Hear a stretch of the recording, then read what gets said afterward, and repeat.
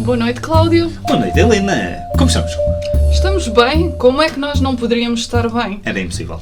Sim, estamos aqui outra vez nesta nossa bolha, neste espaço, neste universo alternativo, onde o tempo e o espaço não existem e nos faz bailar aqui as ideias, o espírito, e que bem que precisamos ultimamente, É verdade. não é? Mas eu iria dizer mais que nós estamos quase como uma casca de amêijoa e que somos quase como uma pérola lá dentro, porque estou aqui a olhar para o teu quadro, porque nós hoje estamos aqui na tua maison e a Helena tem aqui um quadro muito interessante com uma, não é uma amêijoa, há de ser uma ostra com uma pérola no meio a dizer You are special. E é assim que eu me sinto hoje, uma coisa muito especial no sítio em que estou.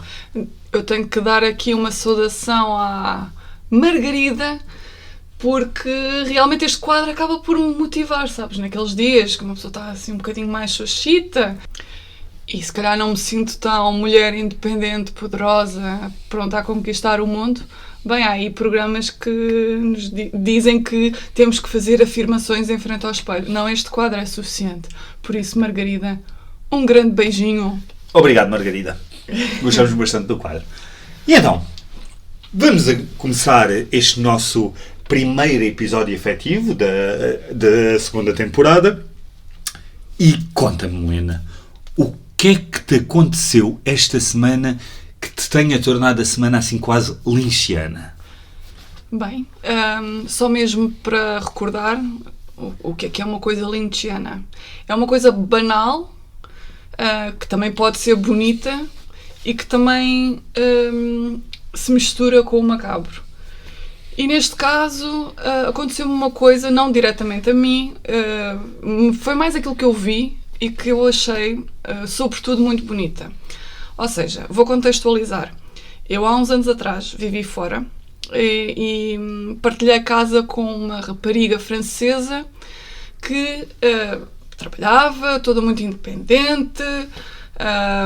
Aliás, só uma nota, ela andava de saltos altos com muito mais elegância do que eu. E porquê é que eu estou a dizer isso? Porque essa rapariga é cega.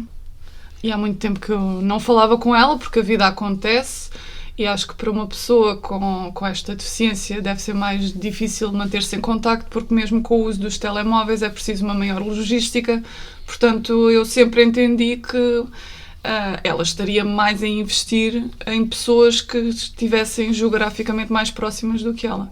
Só que de vez em quando eu mando-lhe uma mensagem a perguntar se ela está bem e ela respondeu, e ainda conversámos um bocadinho por WhatsApp, com mensagens de voz, e eis que ela me mandou um vídeo. Ela contou-me que esteve uns tempos numa escola a aprender danças africanas. Ela falou que era kizomba, mas eu não reconheci a música que ela mandou como kizomba. Parecia-me algo mais antigo, mais tradicional. Mas não sei muito bem como explicar, mas tinha também uma batida parecida à kizomba. E ela mandou-me um vídeo dela a dançar num espetáculo que ela abre, só que depois vai um bocadinho mais para trás, porque há uma pessoa, pronto, naturalmente por ver e ter mais experiência, que depois teve ali mais a ser a estrela. Mas ela teve continuamente a dançar com outro rapaz e digamos que a elegância dela, toda a harmonia de movimentos e mal se notava que o rapaz tinha de a agarrar de uma maneira mais especial para ajudar na contagem. E ela estava com uma expressão facial lindíssima e não sei, eu fiquei maravilhada. Aqui a parte macabra lá está. Se a vida é difícil para quem nasce com saúde, ou pode ser difícil, então uma pessoa que tenha uma deficiência que a impeça de ter acesso a uma parte da experiência do mundo é sempre mais complicado, não é? Mas ela era cega de nascença ou é cegueira adquirida? É adquirida. Pronto. Ela diz que se lembra de ser criança e ver formas e cores, mas que tem uma doença que depois foi deteriorando os olhos, o nervo óptico. É, porque há uma questão em que a cegueira de nascença é muito rara. A maior parte das cegueiras são cegueiras adquiridas através de doenças que as pessoas apanham, por isso é que eu estava a perguntar. Então e tu, Cláudio, o que é que te aconteceu esta semana de Lynchiano? Depois dessa tua história, a minha história, peço desde já desculpa, é só muito banal e é lynchiana no ridículo da situação em 2 pontos, tanto de quem a inicia, de como eu que a termino. Então esta semana estava eu a ir para o meu trabalho, como sempre, a falar com a minha irmã ao telemóvel, feliz e contente, quando eis que vejo ao fundo de um autocarro. E eu penso, já o perdi. Não é o que é que uma pessoa vê quando vê o autocarro ao fundo, já o perdi.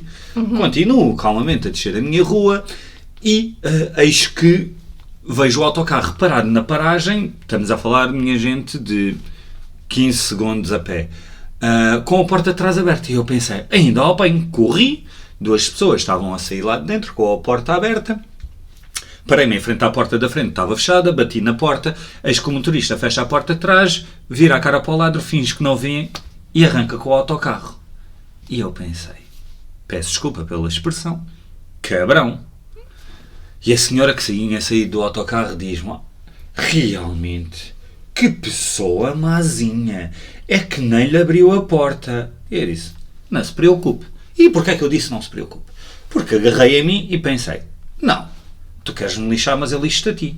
Então, mas como é que conseguiste lixar um indivíduo num transporte público cheio de gente lá dentro? Simples. Eu não o lixei. Eu simplesmente a única coisa que fiz foi, eu sei a rota que o autocarro faz e fui 2 paragens à frente. E apanhei-o 2 paragens à frente. Bem, tu tens um super poder de rapidez, só pode. Não, corri. Tive mesmo que correr com esta situação. Mas a questão havia trânsito? Não, porque eu vou pelo meio dos prédios e não há problema. Não. Mas aquilo há ali um atalhinho que eu consigo fazer e eu chego lá em menos nada. Mesmo que não haja trânsito. Sim, mesmo que não haja trânsito. E a questão é, eu podia ter apanhado a bicicleta como apanho todos os dias. Mas pensei, tu queres-me lixar, eu agora vou ter uma conversa contigo como um adulto que sou e como tu também o deverás ser. E eis que estico o meu braço para o obrigar a parar, obviamente, na paragem, e ele para. O senhor estava branco, porque o senhor pensou, já fui.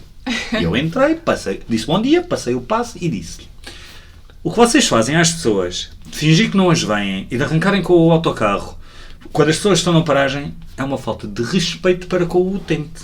E dizia uma senhora dentro do autocarro a abanar a cabeça, muito bem, muita razão, muito bem.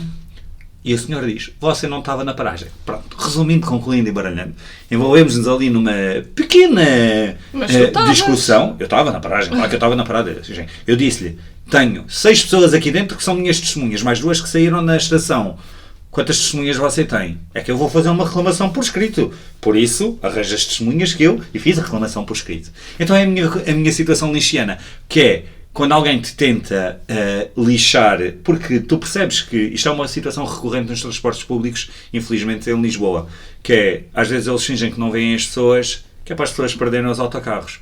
Porque, tal como eu disse a esse senhor, vocês fazem isso porque vocês acham que os passageiros não vos vão conseguir confrontar porque já perderam o autocarro. Você perdeu comigo porque eu sei por onde é que você vai passar e eu sou mais rápido. E apanhei-o. E o senhor ficou lixado. E esta foi a minha situação lynchiana. Quando vocês perdem o autocarro, não desistam, vão atrás dele e digam-lhes que eles não têm razão. Quando não têm razão, quando eles têm razão, têm razão. Claro, Esta foi a minha situação lynchiana. Foi correr atrás de um autocarro para dizer ao senhor que era uma pessoa muito incorreta. Sim, eu acho que todos nós temos aquele instinto de uma certa vingança, sobretudo quando vemos aquele poderzinho da treta a ser utilizado contra nós. Portanto, acho que fizeste um bom uso do instinto de vingança, cara, que todos nós temos, não é? Não é um instinto de vingança. Ou seja, ou de justiça. É o vingador de justiça. É que, na realidade, isto é uma coisa que eu vejo eles a fazerem, inclusive, pessoas idosas. Yeah. Que eles estão parados na paragem, porque eles estão parados ainda com as portas abertas e eles não abrem as portas. Pois. E eu depois tive esta conversa no meu local de trabalho e toda a gente já passou por isto. Pois é. Ou seja, o que significa que isto não sou eu a querer só vingar-me, é uma prática comum e corrente nos transportes públicos, porque dá-lhes prazer que as pessoas percam os autocarros. Pronto, e a mim dá um prazer apanhá-lo e ter uma conversa com ele. Claro que sim. Por acaso já me aconteceu apanhar um autocarro para fora de Lisboa, só via o outro dentro de 1 hora, e era noite. Eu fui a correr, fiz sinal, o senhor não abriu a porta. No entanto, o que é que ele fez? Isto já foi há anos. O que é que ele fez? Apontou para o pulso, a dizer que já não é hora, e depois fez que não.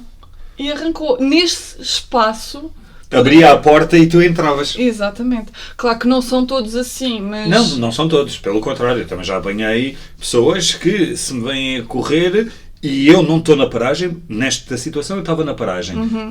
Já apanhei situações em que eu não estou na paragem, eu vou a correr e as pessoas esperam. E eu acho que eles não devem esperar. Muito honestamente, acho que eles não devem esperar porque, por causa de mim, eles estão a atrasar o serviço e estão-se a prejudicar a eles enquanto motoristas, porque é que eles têm que cumprir os horários e tudo. Mas eu fico muito satisfeito quando eles esperam. Sim, aqui neste caso tu chegaste Neste caso lá... eu estava lá, o autocarro estava parado, estava a fechar a porta de trás e ele arrancou, ele virou a cara para o lado esquerdo. E eu disse-lhe, vocês acham que os utentes não vos apanham mais à frente. Neste caso você não teve muita sorte, porque sei por onde é que você vem. Pois, e é macabro às vezes quando uma coisa... como o apanhar um transporte público a horas pode definir o resto do nosso dia. Mas a questão é exatamente essa. Pronto, eu efetivamente tenho sorte de poder apanhar uma bicicleta e chegar ao cais exatamente da mesma maneira, sem stress nenhum. Eu neste dia só quis apanhar o autocarro para lhe explicar que ele não devia ter feito aquilo, claro. Porque eu consegui correr atrás deles, ou seja, mas imaginem nossos ouvintes, eu a correr por Lisboa, corri durante 10 minutos, que eu não consigo, estou gordo que nem um porco. Mas é alto e espadaúdo com umas pernas... Não consigo correr muito, mas corri e apanhei um autocarro. Apanhei o autocarro. Vai ser o meu livro. Fiquem atentos. Bom, mas isto foi a minha situação linchiana e já nos estamos a alongar. Hoje o importante é o primeiro episódio da segunda temporada. Nós dissemos, é verdade, desculpa interromper, Cláudio, nós dissemos no episódio passado que iríamos organizar esta nossa viagem pela segunda temporada de Twin Peaks, analisando 2 episódios por cada episódio nosso. Neste caso, só estamos a fazer o primeiro episódio porque ele dura 1h30. Portanto, é como se fossem 2, não é? É como se fosse um filme, minha gente. E um filme é uma coisa que não podemos juntar 2 filmes num só, como nós sabemos. 1h30 é demasiado tempo e é por isso que nós realmente vamos fazer um episódio para o primeiro episódio da temporada. Sim. Mas daqui para a frente vamos organizar em grupos de 2, se conseguirmos. Se não conseguirmos, vai sendo volátil. Exato. O importante hoje é o que é que aconteceu no último episódio da primeira temporada. Porque é isto que também dá um bocado aqui o mote de o que é que nós vamos falar hoje. Mas antes disso, também é importante nós darmos aqui um bocadinho de enquadramento, que é, enquanto na temporada anterior nós fizemos sempre uma narrativa ou falámos sempre do episódio de uma maneira mais linear, se bem te recordas, Helena? Sim. Tudo o que fosse acontecendo na ordem cronológica da série e mudávamos de cena. Exato, íamos falando e íamos descrevendo as situações. De forma a conseguirmos também pôr 2 episódios num episódio só, como a Helena estava a dizer, nós resolvemos aqui mudar um bocadinho a estrutura e o que nós vamos fazer é dividir mais os nossos episódios pelas diferentes narrativas, pelos seus personagens. Achamos que isto pode tornar também o podcast mais interessante, num sentido de dar as várias histórias isoladas, sem as estar a misturar umas com as outras. Assim podemos avaliar cada uma das histórias isoladamente e analisá-las enquanto todo. Penso que é isso, correto? Sim, sim. Foi isso que a gente concluiu na nossa reunião de CEOs de podcast. Que começou à meia-noite e pronto, terminou já depois das corujas se terem ido deitar, neste caso. E então, conta-me, o que é que aconteceu no episódio da última temporada e que nos dá um mote hoje? Sim, o mote de hoje. Bem, a última vez que vimos o Cooper foi no momento em que ele foi baleado. Isto foi depois de ele ter recebido um telefonema no seu quarto de hotel, se bem te recordas. Uhum. Ele interrompeu para abrir a porta, pois pensava que era serviço de quartos. Bem, não só ele não ouviu a voz do outro lado do telefone a dizer encontramos Leo Johnson, nós alvejámo-lo. Quando pousou o telefone, quero dizer, digamos que ele foi presenteado com 3 balásios no estômago. Morreu? Naturalmente que não. Pois não, o Cooper não morre. O que é que acontece ao Cooper? Ele transporta-se para um estado de consciência alternativa, onde adquire informações mais importantes do que aquelas que foram berradas ao telefone, não é? Ele volta à consciência quando aparece no seu quarto um peculiar empregado de hotel, já idoso, que parece ser de outro mundo. Ou pelo menos já está cansado das bizarrias que já deve ter visto na carreira hoteleira. Não sei, ele deve ter trabalhado num dos hotéis do White Lotus. Não só ele não é útil para o Cooper, pois nem sequer assume a gravidade do estado dele, como ainda o faz assinar a conta do copo de leite que lhe foi levar. Para mim esta cena é linda, porque imagina, tu vês uma pessoa baleada no chão e levas-lhe um copo de leite, voltas atrás para lhe dizer 3 vezes se ele quer mesmo aquilo. Sim. E obrigas-o a assinar uma conta. E ele continua baleado no chão. Tu não chamas o médico, tu não chamas uma ambulância, não, tu levas-lhe um copo de leite. A minha mãe sempre me disse: filho, estás-te a sentir mal, bebe um copinho de leite quente e deita-te. Pronto, o Cooper já estava deitado, só faltava o copinho de leite quente. Mesmo. Bem, depois desta interação, ele começa a ter uma visão com um gigante que diz ser um amigo. Ele, o gigante, diz 3 coisas que irão acontecer para o Cooper estar atento e poder confiar nele. As 3 coisas são: primeiro, há um homem num saco que sorri. Segundo, as corujas não são o que parecem. Finalmente, temos aqui o momento em que a nossa catchphrase, sim, quer dizer, que nós adotamos. Sacamos. Sim, aparece. A terceira coisa é: sem químicos, ele aponta. A seguir, o gigante leva um anel que Cooper tem no dedo e diz: nós queremos ajudar. Mas por que é que ele leva um anel? Eles vão se casar? Tem um elo? Não, porque ele depois também lhe diz: eu devolvo-te o anel quando tu perceberes as coisas. Ok.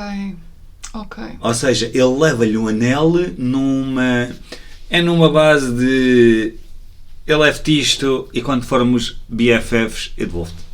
Tá bem. Foi um bocado nisso. É uma espécie de, como é que se diz? De penhora, de garantia. Exatamente, não é isso mesmo.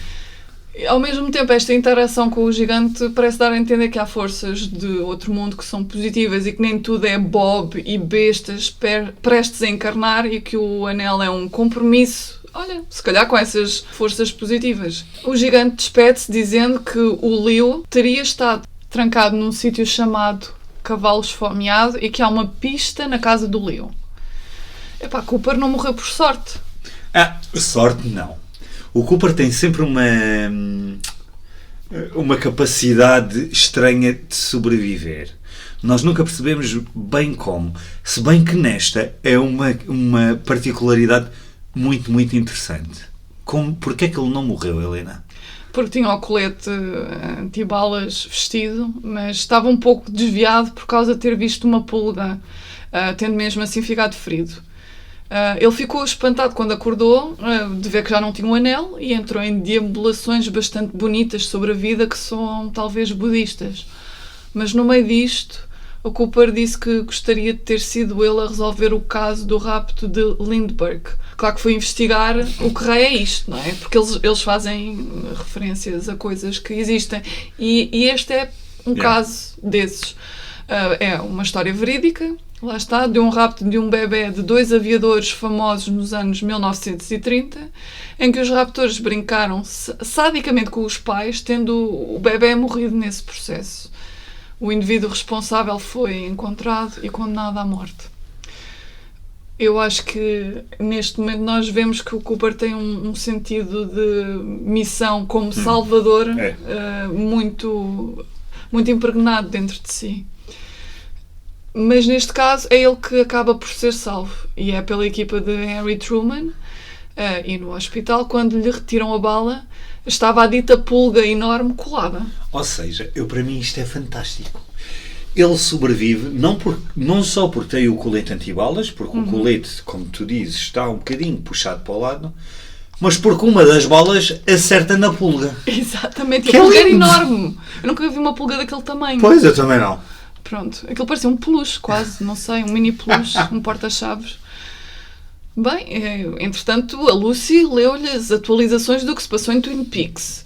Nomeadamente, sim, Leo Johnson foi alvejado, como já sabemos, o Jacques Renault foi estrangulado. Nós sabemos pela temporada anterior que foi o pai de Laura Palmer, Exato. o Leland, que o fez. Houve um incêndio na serração e a Catherine Martel, que é quem iria lucrar com o fogo na serração, conjuntamente com o Ben Horne, ela desapareceu.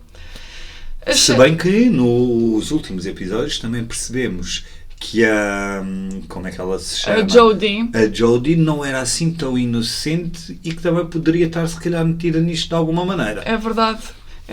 E ainda mais a relação dela com o marido, que já esteve preso e que é assim meio mafioso, da dona do restaurante da Belar. Entretanto, a Shelley inalou fumo e está hospitalizada, e a Nadine está em coma por causa de tomar calmantes. E nós sabemos ter sido uma tentativa de suicídio. É verdade. É. Eu tenho pena da Nadine. Também eu. E nós mais tarde iremos perceber o porquê. Sim.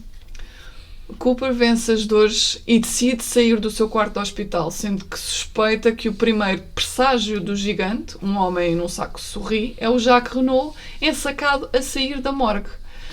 Temos essa confirmação mais tarde no episódio, quando ele vê o mesmo saco, ou um saco igual, pendurado depois de lavado, com o feixe eclair aberto, parecendo uma boca a sorrir. É verdade. Era exatamente uma boca a sorrir num saco. Sim, isto é de uma grande sensibilidade artística. Sim.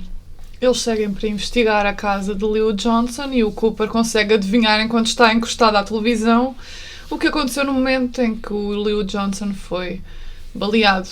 Ou seja, ele é um router, não é? É um transmissor, ou então a televisão como símbolo de propagação de ideias, de imagens, aquela antena da televisão, as televisões dos anos 80 gostaram-se a ele, não é? Não, mas era exatamente isso que eu ia dizer, é que nos anos 90 não podia ser um router, tinha de ser daquelas parabólicas, satélite, estás a ver, que tinha aquela cena dos raios e tudo. Sim, é verdade.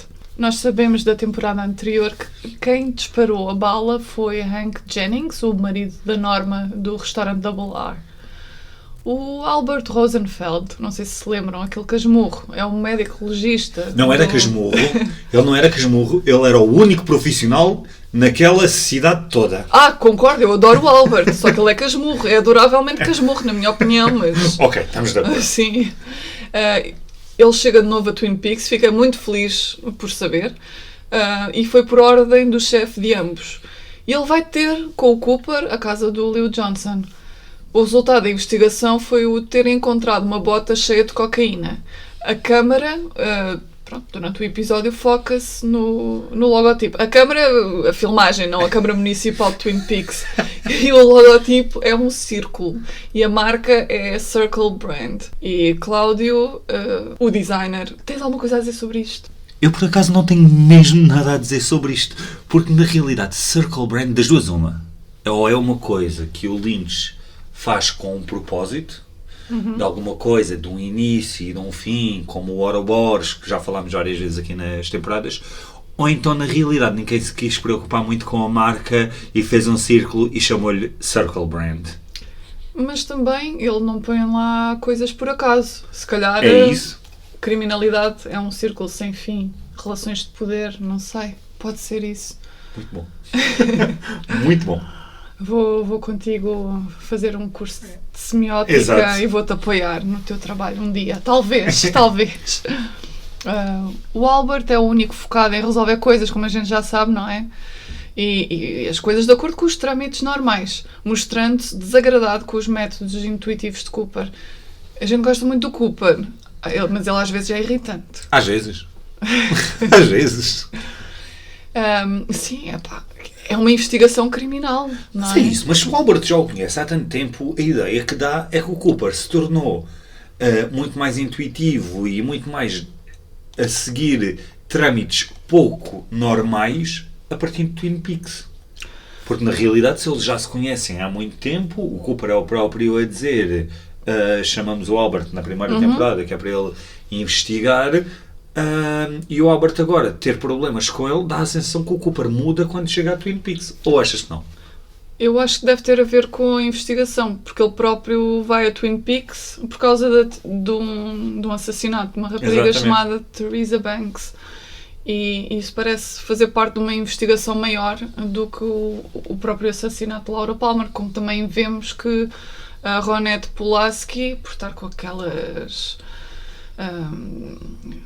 não sei, aquele estado de choque, coma... Exato. Aquilo não há uma explicação... Sim, não há uma explicação muito concreta para aquilo.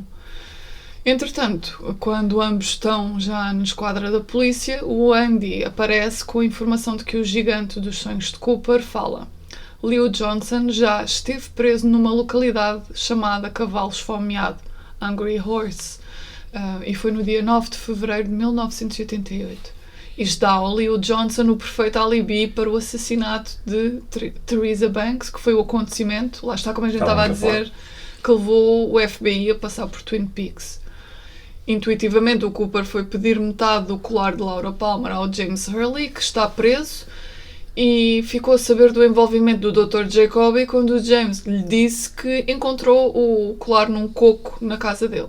Depois dá instruções a Lucy e Andy para verem se encontram fotos da Laura e da Teresa Banks em todas as edições antigas da revista de encontros adultos chamada Flash World. Segue depois para o hospital para confrontar o Jacoby, que está já acordado. Não sei se lembram, ele desmaiou porque viu uma aparição da Laura Palmer, mas que era a prima. Exato. Ele apenas esclareceu que obteve o colar como recordação depois de ter seguido o James e a Donna para a floresta, porque ele estava a fazer a sua investigação privada do assassinato de Laura e deixou o Leo Johnson fugir. Ele dá pela primeira vez uma informação que parece mais de um psicólogo ou psiquiatra, que é a sensação de, na última vez que viu Laura, de que ela estava com uma paz resignada perante talvez uma eventual morte. Não por suicídio, mas deixando-se matar. O Dr. Jacoby também partilha o que lhe pareceu sentir de estranho naquela noite, na noite em que o Jacques Renault foi morto e ele estava lá numa outra sala, também hospitalizado. Apesar de ele estar sedado, ele sentiu um odor a óleo queimado. Será que o óleo queimado é como se fosse o enxofre Twin Peaks? E, se bem me lembro, o enxofre é suposto ser o cheiro do diabo, não é? Exatamente. Na teoria, acho que é isso. Portanto, o Leland Palmer, o pai da Laura, não é? Poderia estar possuído por algo maligno. Talvez este seja o primeiro sinal, não sei. Das forças sobrenaturais, positivas e negativas, que podem estar aqui de volta de Twin Peaks. Ou pura e simplesmente a maldade que ele carrega, não é? Cheio de informação e inspiração, Cooper pede logo a Harry e Truman para irem para a esquadra, porque ele vai explicar tudinho. Já na sala de reuniões, Cooper e Albert falam sobre as conclusões a que chegaram com as investigações do dia. A Laura, ao dizer no seu diário que estava nervosa por se encontrar com J, que é presumivelmente James, seria mais porque lhe iria comunicar que não poderia mais vê-lo. Depois Cooper diz que Laura saiu da mota de James e foi ter com Leo Johnson porque havia registros de um telefonema para a casa dela que poderia ser dele. Depois de ter saltado da mota de James num cruzamento, correu para a floresta para se encontrar com Leo, Jacques Renault e Ronette Pulaski, que ainda está no hospital e começou a ter reações de alguma consciência. Ao seguirem pela floresta, a senhora do tronco ouviu-os porque a cabana do Jacques Renault está ao pé da casa dela. No destino final, todos consomem drogas, álcool e fazem sexo, sendo que Laura é atada como parte de um jogo sexual. O pássaro que está na gaiola, o Waldo, não é? É solto e ataca Laura e os dois homens lutam, tendo Jack ficado sem consciência e Leo foi-se embora. Quando Jacques voltou a ficar consciente, a Laura e a Ronette já tinham desaparecido, o que leva à conclusão de que houve um terceiro homem, o que é coerente com as provas que o Hawk recolheu. Esse terceiro homem levou as moças para o vagão do comboio. O ataque a Ronette apenas teve o efeito de lhe tirar a consciência e eles acreditam que enquanto ele estava ocupado a matar Laura, ela conseguiu escapar. No local do crime, a nota escrita a sangue que diz "Fogo caminha comigo" não foi feita com o sangue de nenhuma delas, pelo que assumem que foi escrito com o sangue que é de um tipo raro, o AB negativo. Lá está, o sangue do próprio assassino. com o Leo e a Ronette em coma, mais o papagaio Waldo morto, fica difícil perceber quem é esse terceiro homem. E o que me parece aqui é que o Cooper, lá está, é um router, sim, não é uma antena parabólica, ele está muito avançado no tempo, porque ele conseguiu, com pouca coisa, perceber como todo fazer este toda a lógica. evento. Sim, e até tem lógica, pelo menos no ponto de vista de contador de histórias. Sim. Mas isto, lá está, esta descrição é a perspectiva segundo a narrativa do Cooper. Mas ao longo desta história toda, mesmo do Cooper, foram acontecendo outras coisas. Por exemplo, tivemos a Audrey, que também neste episódio tem um papel importante, porque como nós sabemos, na última temporada ela foi para o One Eye Jacks para tentar perceber o que é que lá acontecia, e neste episódio algumas coisas acontecem também que a colocam na ribalta novamente. Exatamente, e foi um dos cliffhangers, né? Da temporada passada, porque ela está muito apaixonada pelo Cooper, Exato. não é? E então queria ajudá-lo na investigação. E olha, chegámos a um ponto em que ela está tão exposta que o pai dela vai ao One Eye Jack, porque ouviu falar de uma nova menina que lá está. Porque ele é um dos donos, efetivamente. Sim, e ele vai sempre para a cama com as novas meninas, exatamente. Sim. E neste caso, ela vai ser a Audrey. Exato. Mas ela felizmente consegue enxutá-lo sem se dar a descobrir como sua filha, colocando uma máscara, e ambos acabam por ser interrompidos pelo seu irmão Jerry. Deve ter sido para a Audrey bastante traumático ver o pai a comportar-se como quando está com uma mulher e ao mesmo tempo reagir de maneira semelhante quando vê o corpo da filha, mesmo sem sabendo que é a filha. Exatamente. Não, eu acho que aqui esta situação é toda ela muito estranha e muito incómoda, mesmo para quem está a ver, porque tu sentes aqui realmente a repulsa que ela sente do pai e a maneira como ela o tenta afastar para que a coisa não aconteça, e o Ben Horn está sempre a tentar, e lá está. Tu dizes que ela o conseguiu enxutar. Eu acho que ela consegue prevenir durante um tempo, a dizer-lhe não, e a empurrá-lo com os pés e tudo, mas eu acho que se não fosse o Jerry a ter interrompido a situação, acho que teríamos tido um problema grave para a Audrey. É verdade.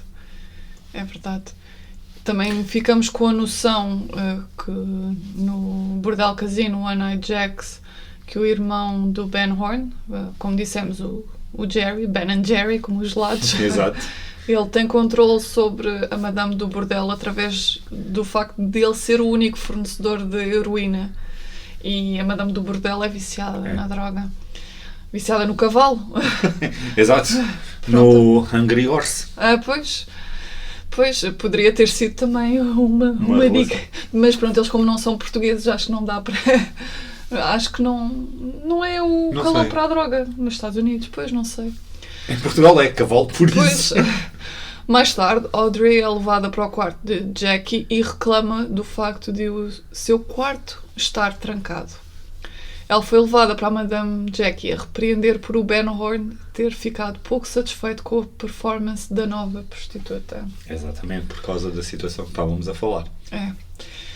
Bem, agora a situação da Audrey ficou neste episódio um bocadinho pendente, mas pelo menos ela conseguiu não se revelar ao pai e não acontecer mais nada de ainda mais incómodo com o pai. Exato, mas houve vários personagens. Eu acho que há um personagem aqui que durante todas estas situações, do Cooper no início, da Audrey, que tem um papel, ou que tem uma transformação muito relevante no episódio, que é, exatamente como estávamos a falar há pouco, por causa do Jacques Renault, o Leland Palmer. Sim, ele parece transformado. No que é que achas que foi a maior transformação dele? Eu acho que a maior transformação dele nota-se claramente através do cabelo e através da maneira como ele, da atitude para que ele tem com a vida. Nós vimos o Leland Palmer na primeira temporada, uma pessoa muito deprimida, muito triste, quase com ataques psicóticos, digamos assim, por causa da morte da filha. E no início desta segunda temporada nós vemos realmente um personagem renovado, com o cabelo todo branco, a dançar, a cantar feliz e contente. Não sei o que é que tu tivestes de sensação. Sim, ele não para de cantar uma canção que soa a música de baile americano dos anos 50. É quase como se o facto de ter morto o Jacques Renault o tivesse energizado, tanto que ele aparece no hotel para continuar com as suas funções de advogado do Ben Horne e consegue até fazer o Ben e o Jerry dançarem com a sua musiqueta.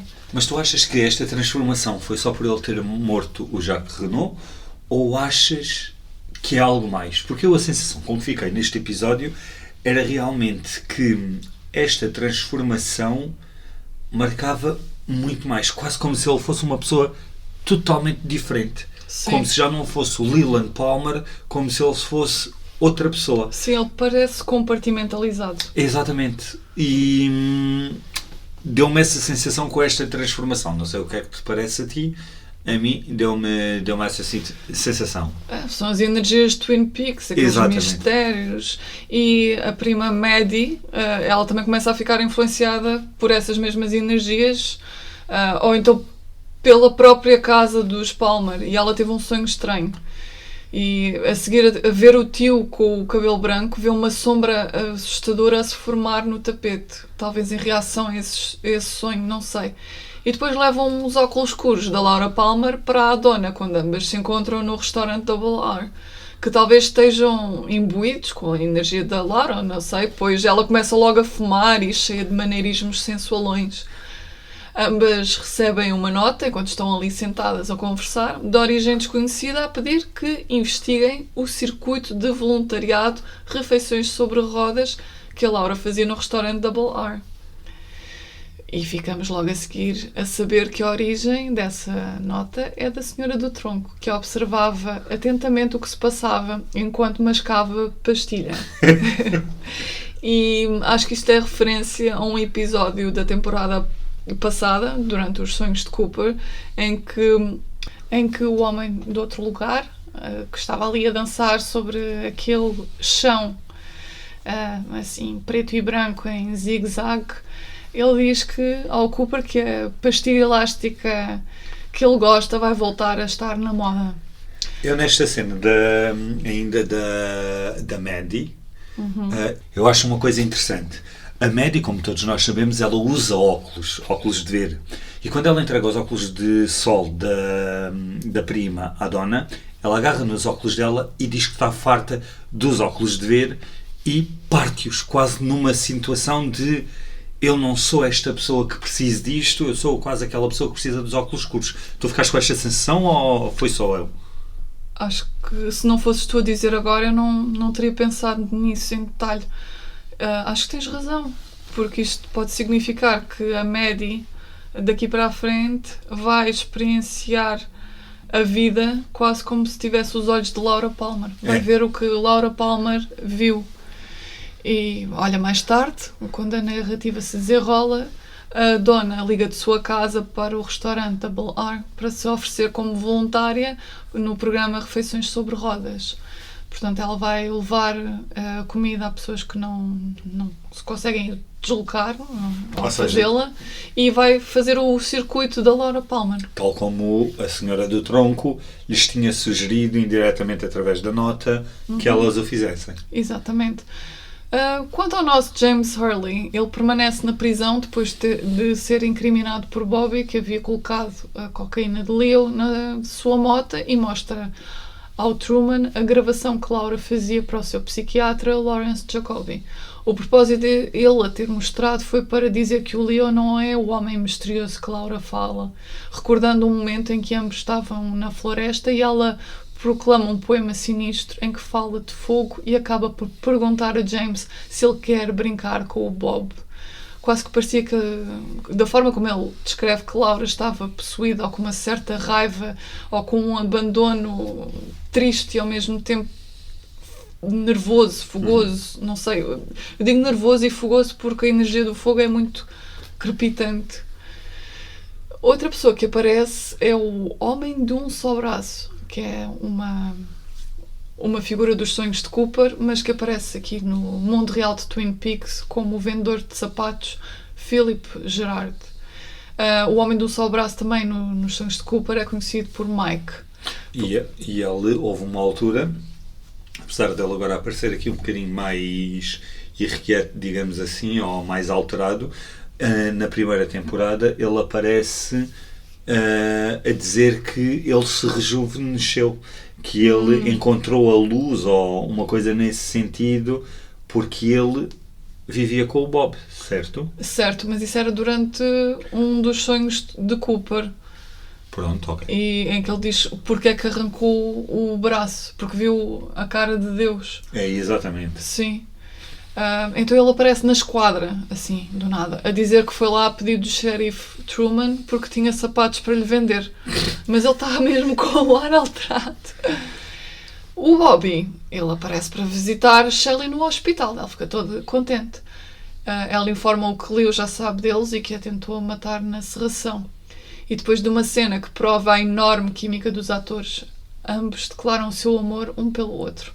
Mais tarde, no restaurante da Balar, ele encontra o pai, o Major Garland Briggs, e Bobby e ele têm um momento muito comovente. Ele simplesmente conta ao filho uma visão que teve na noite passada sobre regressar à harmonia da casa onde cresceu e que o filho o visitou. Ele viu o filho feliz e em paz e ambos se abraçaram sem constrangimentos e ele acordou com um sentimento de otimismo em relação ao futuro do filho. Este momento impactou Bobby ao ponto de ele começar a chorar. Também percebemos, pela conversa, e que o Major Briggs provavelmente é da CIA, pois tem uma farda com a sigla dos Estados Unidos e diz ao seu filho que não pode dizer aquilo que faz da vida porque é confidencial. Adoro ter uma farda e dizer não posso dizer o que é que se passa. É uma provocação até. O Ed Hurley encontra Cooper e a equipa no hospital e anda nervoso por a esposa estar em coma e desabafa que a relação dele com a esposa Nadine é baseada na culpa. Numa noite em que Norma fugiu com o Hank Jennings, porque o Ed Hurley e a Norma tiveram uma relação? Sim, durante o tempo do liceu.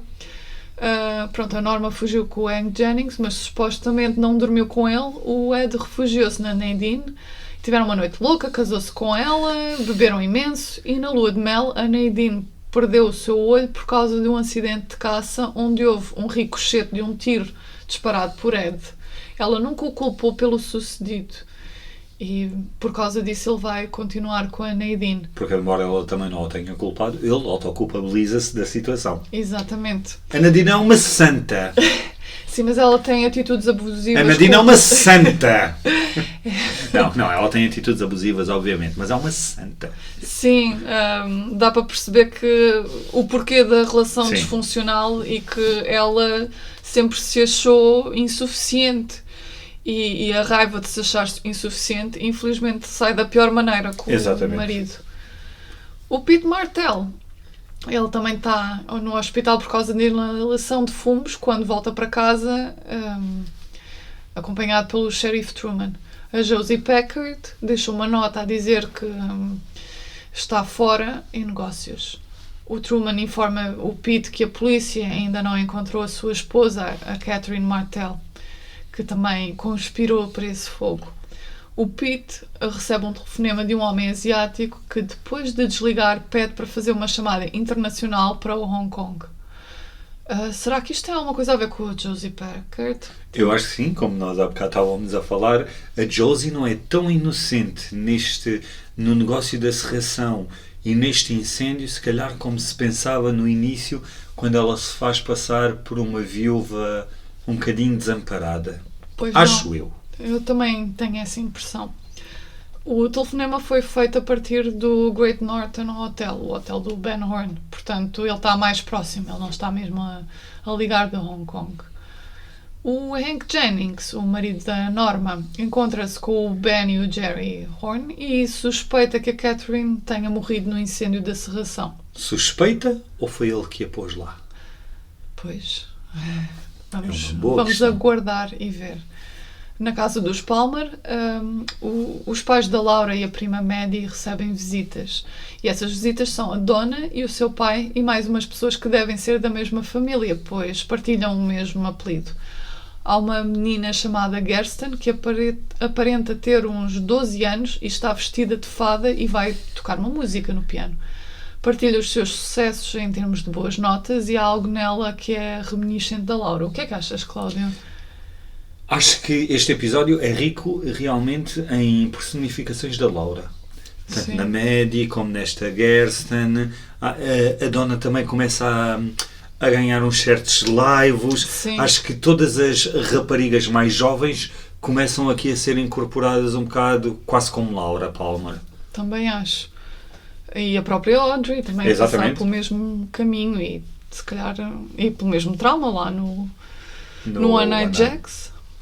Talvez pelos seus sucessos e estar com um fato especial e uma coroa, eu também a acho um pouco parecida com a Laura, porque faz lembrar aquela fotografia dela no seu baile de finalistas e com a sua tiara. Entretanto, a Gersten avisa que a sua irmã mais velha vai declamar um poema sobre a Laura enquanto ela toca o piano. O poema é muito sentido, pois acaba por mostrar a Laura como uma pessoa que transmite luz em situações de escuridão e tristeza. A floresta aparece no poema como um símbolo dessa mesma escuridão e também da tristeza de todos. E a Laura feliz é a Laura dos sonhos de todos. Qual é a Laura verdadeira? A questão é essa. Eu acho que talvez seja um encontro dos dois lados Era que isso nunca que eu ia dizer. aconteceu. Ou sempre aconteceu. Eu acho que aqui lá está, é mesmo uma narrativa do próprio ser humano. Tu tens sempre o positivo e o negativo dentro de ti. E tu vives um bocado nessa dicotomia dentro de ti própria. E acho que era um bocado isso que a Laura vivia. Infelizmente, terminou a vida dela não por esta dicotomia nem este conflito de forças, mas por uma força exterior. Então eu acho que a Laura, ela conseguia ser uma Laura feliz e a dos sonhos de todos, mas com a sua parte negra, como todos nós a temos. É verdade. E foi-lhe roubada a oportunidade de resolver Exatamente. questões e de utilizar essa parte negra de uma maneira que seja boa e produtiva para ela. A questão da serração é referida pelo Dr. Hayward, o pai da Donna, e a perda de emprego. O Leland, como é advogado de Ben Horn, prefere não comentar o quão este infortúnio é bom para os planos imobiliários do Ben. O cabelo branco de Leland também é falado. Ele não tem explicação a não ser de que ficou assim da noite para o dia. Depois fala do seu luto e diz que há um peso que se levantou e seguidamente pede para a Gersten tocar um gospel. O Leland parece e soa um bocado como o Frank Sinatra e parece ter sido propositado por quem fez a direção e também para ficarmos com a ideia de que há uma referência aos antigos contactos de Marilyn Monroe com máfia e o mundo do espetáculo. E enquanto canta, o Leland acaba por demonstrar que está mesmo muito descompensado, tendo depois colapsado sobre si. Bem, muito Este intenso. episódio foi muito intenso. Tanto mais intenso que vai acabar com cenas de cama. Exato. ou seja, pessoas Só deitadas. seja, Sim. Pronto, temos o Cooper. Ele já está deitado no seu quarto de hotel a fazer uma gravação para Diane, dizendo que está cansado e fazendo alusão a experiências de privação de sono feitas a soldados americanos durante a Guerra da Coreia de 1950 a 53, em que os Estados Unidos se aliaram à Coreia do Sul. Não encontrei nada sobre o assunto, pelo que se calhar vamos assumir que possa ter sido tortura feita pelos norte-coreanos a soldados Não foi só. americanos capturados. Não foi só. Não? Não. Os americanos também a faziam. Pois, Os acredito americanos... que sim. Não, eles são tão anjinhos, os Exato. americanos. Bem, o Cooper acaba talvez por associar a sua visão do gigante a talvez uma psicose temporária, fruto do choque e do cansaço. O que parece inédito, tendo em conta o quanto ele se fia nos seus sonhos para informação. É verdade. Quem também está deitada é a Audrey, que reza para que Cooper tenha visto o bilhete que ela lhe deixou sobre estar no One Night Jacks. Ela tem medo de ter ido longe demais e até pede desculpa nas suas rezas por esse facto, mas que o seu objetivo era ajudar nas suas investigações. Eu também acho isto alusivo a Marilyn Monroe, visto que ela teve na sua cama homens muito poderosos e importantes e todas as conspirações de que a sua morte não foi um suicídio, mas algo encenado para a calar. Ok, achas que estas partes realmente nas mulheres é muita decomposição da vida da mãe espiritual da série e aqui na Audrey também tem essa referência? Sim, acho mesmo. A cena corta e vemos o gigante a aparecer de novo a Cooper, que o acorda, dando-lhe a entender que não foi uma psicose, mas uma aparição de alguma maneira. Ele transmite as seguintes mensagens. 1. Não procurar as respostas todas de uma só vez, pois o caminho constrói-se com uma pedra de cada vez, e como dizia o Fernando Pessoa, não sei, vamos construir um castelo. A segunda mensagem, uma pessoa viu o terceiro homem, os 3 já o viram, mas não o seu corpo. Terceira mensagem, uma pessoa que o Cooper conhece está pronta para falar. Depois diz que o Cooper se esqueceu de algo, mas antes de dizer o quê, desaparece. No hospital Calhoun Memorial, as luzes tremem, o que é sinal de presença sobrenatural. E Ronette Pulaski acorda do coma com visões de Bob a usar uma pedra para matar Laura e a gritar de forma louca. Ufa! Força, podes crer. Isto foi um episódio muito, muito intenso. Mas é também através deste episódio que eu acho que se avizinha uma grande segunda temporada. O que é que te parece? Eu também acho que sim. Eu acho que vamos começar a perceber e vários motes serão lançados sobre o facto de a morte de Laura é uma peça em algo muito maior. É, que não está sozinho. Muito bom.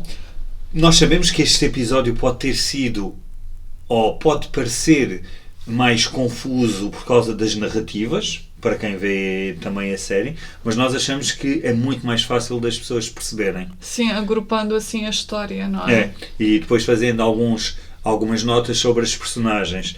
Digam-nos vocês também o que é que vos pareceu, para nós vermos se precisamos de mudar alguma coisa. Quem cala consente e por isso se calarem nós iremos continuar neste modelo que para nós faz-nos muito sentido. E é muito mais fácil para sintetizarmos. Bem, acho que está na altura de irmos descansar, não achas, Cláudio? Acho que isto já passa muito da meia-noite e por isso... Não se esqueçam, as corujas não são o que parecem.